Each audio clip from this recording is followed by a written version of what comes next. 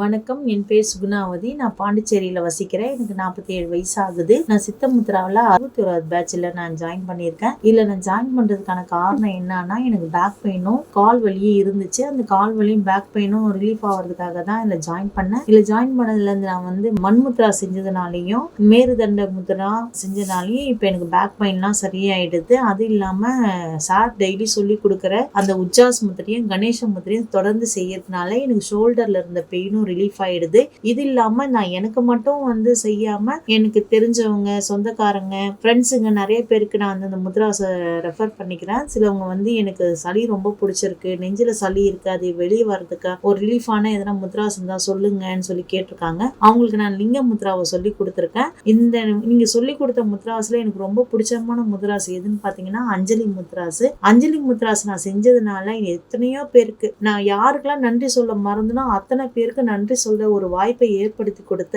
அம்மாவுக்கும் ஐயாவுக்கும் என்னோட நன்றியை தெரிவித்துக் கொள்கிறேன்.